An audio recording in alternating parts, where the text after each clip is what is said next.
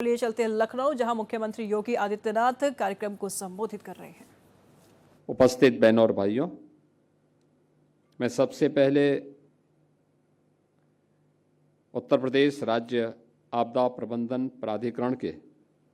इस नवनिर्मित भवन के उद्घाटन कार्यक्रम के अवसर पर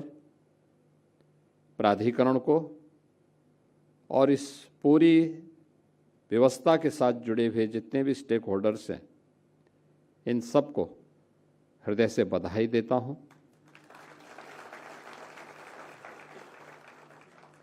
एक लंबे अंतराल के बाद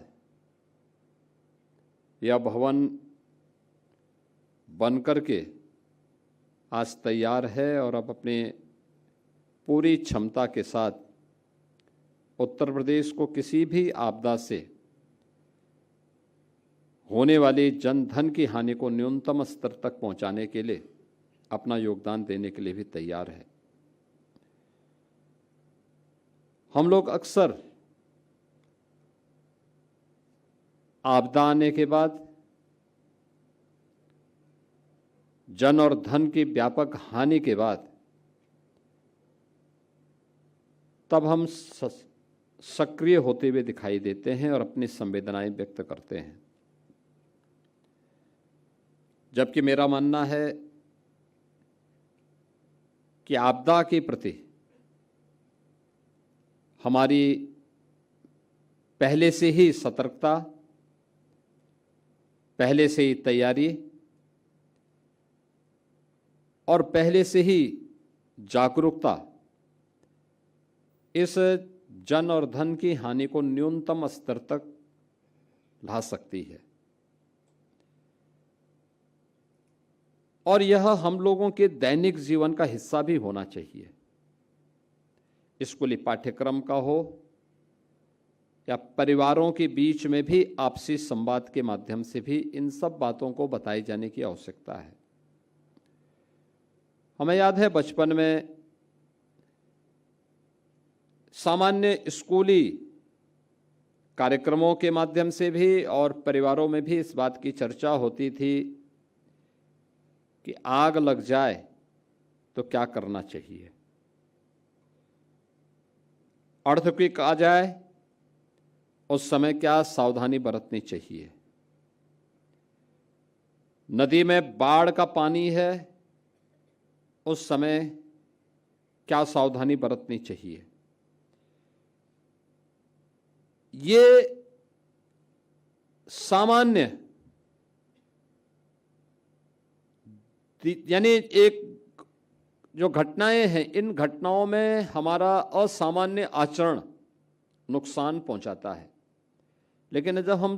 थोड़ी भी उसके प्रति अवेयरनेस पैदा करते हैं, लोगों को बताते हैं, उसके बारे में जानकारी रखने के बारे में उनकी दिनचर्या का हिस्सा इसको बना दें,